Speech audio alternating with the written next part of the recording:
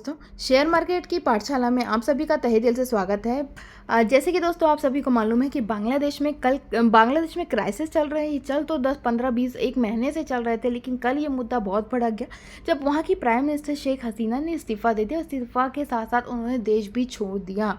तो ऐसे में हमारे लिए ये कितना नुकसानदायक होगा। हमारे शेयर मार्केट में ऐसी कौन कौन सी कंपनियां हैं जो बांग्लादेश से लिंक करती है और उन स्टॉक से आपको कुछ दिनों तक दूरी बनाए रखनी है।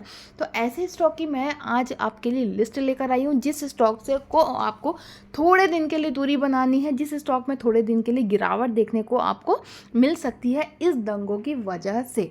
अब मैं आपको थोड़ा एक पॉलिटिकल तरीके से आपको समझाना चाहूँगी कि क्यों हमारे लिए ये नेगेटिव होने वाला है, तो शायद आपको बहुत अच्छे से समझ में आएगा। क्यों, जैसे कि आप सभी को मालूम है, वहाँ की जो प्राइम मिनिस्टर थी शेख हसीना, उनका संबंध भारत से बहुत अच्छा था। आप देखते होंगे कई मीटिंग के लिए वो भारत आती थी। कई मीटिंग के लिए हमारे जो प्राइम मिनिस्टर है वो बांग्लादेश जाते थे। और इनका जो रिलेशन था एक्सपोर्ट इम्पोर्ट से रिलेटेड, इकोनॉमी से रिलेटेड, ये बहुत अच्छा मजबूत रिलेशन था। जैसे जापान के साथ था, जैसे बांग्लादेश का भी रिलेशन कुछ इंडिया के साथ वैसा ही था। लेकिन अब जो पार्टी का नाम अब जो आगे आ रहा है इनके इस्तीफा के बाद, वो है वहाँ की जो सबसे बड़ी पार्टी है, वो है बांग्लादेश नेशनलिस्ट पार्टी। मतलब इनका नाम आगे आ रहा है कि अगली सरकार जो बनाएगी वो ये सरकार अगली सरकार बना सकती है। अब इनके साथ दिक्कत ये है कि ये कभी इंडिया का सपोर्ट नहीं करते हैं, ये पाकिस्तान समर्थन है। तो जो रिलेशन शेख हसीना ने हमारे साथ बनाए थे, एक्सपोर्ट इंपोर्ट इकोनॉमी बिजनेस से रिलेटेड, वो शायद हो सकता है उसमें कुछ रोक लग सके। हो सकता है वो रिलेशन जो है वो अब आगे प्रोसीड ना करे। तो ऐसे सारी अटकलें अब सामने आती हुई देखने को मिल रही है। तो ऐसे कौन कौन से स्टॉक हैं जिनका बिजनेस बांग्लादेश में लिंक करता है, जिनका बांग्लादेश का बिजनेस इंडिया में लिंक करता है, ऐसे सारे स्टॉक की लिस्ट आज मैं आपके लिए लेकर आई हूँ। तो पहला स्टॉक मेरे लिस्ट में है एशियन पेंट। एशियन पेंट का जो बिजनेस है, उस बिजनेस का 0.2 पार्ट, बहुत छोटा पार्ट है, प्रॉफिट जो है वो 0.2% का जो प्रॉफिट है वो बांग्लादेश से आता है, जो कि बहुत थोड़ा है। लेकिन जब जब नेगेटिव दिखने लगती है ना, तो ऐसी छोटी छोटी चीज़ों से ही मार्केट है वो बहुत बड़ा रिएक्शन दे देते। तो इसलिए मैंने ये एशियन पेंट को भी अपने रडार पे रखा। हालांकि बहुत छोटा पार्ट है, प्रॉफिट बहुत कम आता है। रेवेन्यू की भी अगर बात करें तो मात्र 10 करोड़ का रेवेन्यू जो है वो एशियन पेंट का बांग्लादेश से आता हुआ आपको देखने को मिलता है। नेक्स्ट हम बात कर ले तो वो स्टॉक था जिसको आप अपने लिस्ट में रडार पे रख सकते हैं जब तक ये क्राइसिस चलते हैं तब तक।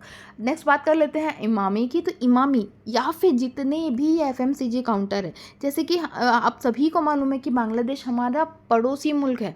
तो वहाँ पर से जो भी खाने पीने की चीज़ें होती है वो बांग्लादेश की इंडिया में आती है, इंडिया की बांग्लादेश में जाते हैं उनके प्रोडक्ट।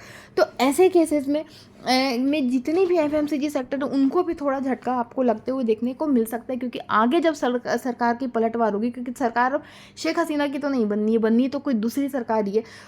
तो वो उनका संबंध इंडिया के साथ कैसा होगा वो देखना होगा। अगर वो रिलेशन अच्छा रहा है तो कोई दिक्कत की बात नहीं होगी। लेकिन अगर कुछ ठोस कानून अगर वो लेकर आते हैं तो फिर इन सारी कंपनियों के लिए थोड़ा दिक्कत हो सकता है। तो आप देख सकते हैं पहला एफएमसीजी का पहला स्टॉक है इमामी।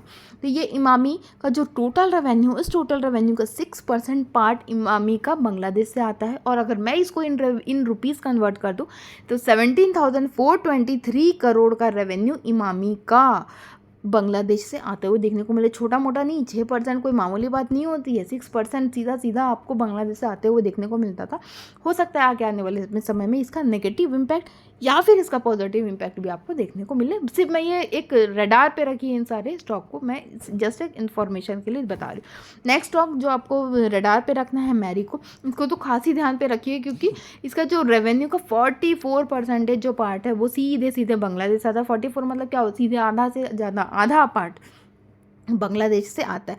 अगर इन परसेंटेज की बात करें तो इस फिस्कल लास्ट फाइनेंशियल ईयर की बात करें तो 11% का टोटल रेवेन्यू सीधा बांग्लादेश से आता हुआ देखने को मिला था। इसलिए अगर आप देख रहे होंगे आज के डेट पे, तो आज के डेट पे इस स्टॉक में अच्छी खासी गिरावट देखने को मिली। दो मार्केट सुबह बहुत अच्छे, अभी तो पूरा नेगेटिव हो चुका है, लेकिन सुबह मार्केट बहुत अच्छा पॉजिटिव में था। लेकिन ये मैरिको में खास आपको गिरावट देखने को मिली। हो सकता है आगे आने वाले समय में भी थोड़ी गिरावट, जब तक ये सुलझ ना जाए तब तक आपको गिरने को देखने को मिल सकती है या फिर साइडवेज देखने को मिल सकता है।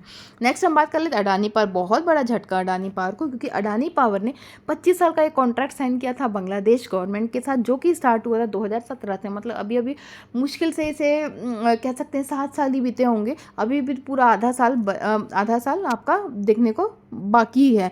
तो इनका जो टोटल रेवेन्यू है, जो उन्होंने पावर वहाँ पर इम्प्लीमेंट किया था, उसका जो टोटल इनके रेवेन्यू का सीधे 12% जो पार्ट है वो सीधे बांग्लादेश से आते हुए देखने को मिलता है। अगर मैं इस टोटल इनकम, इस परसेंटेज को इन रुपीज़ में कन्वर्ट करूँ तो टोटल इनकम जो उनकी होती है 15 करोड़ का सीधे बांग्लादेश से आते हुए देखने को मिल रहा है। एबिटा फ्रंट पे बात करें तो 86 करोड़ का जो सीधे प्रॉफिट होता है वो बांग्लादेश से आते हुए देखने को मिलता है।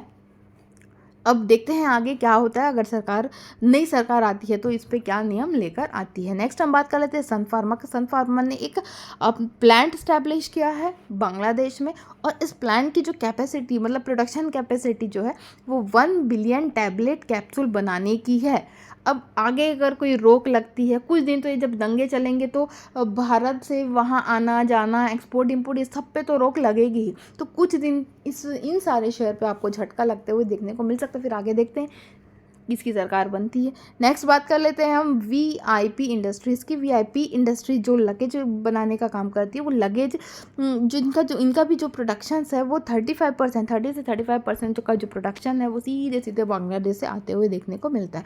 तो कुछ दिन इन सेक्टर पे क्योंकि इंडिया पे सप्लाई रोक दी जाएगी, क्योंकि वहाँ पर आप जानते हैं, जैसे आप यूट्यूब में भी अगर देखते हो कि बहुत गलत गंदे वीडियो आपको देखने को मिलते हैं कि कैसे आप गलत तरीके से बांग्लादेश बांग्लादेश से इंडिया आप आ सकते। कोई नाली से आ रहा है, कोई पाइप के अंदर से आ रहा है, कोई तार कूद के आ रहा है। तो ये सारे वीडियो में दरअसल रोक लगनी चाहिए।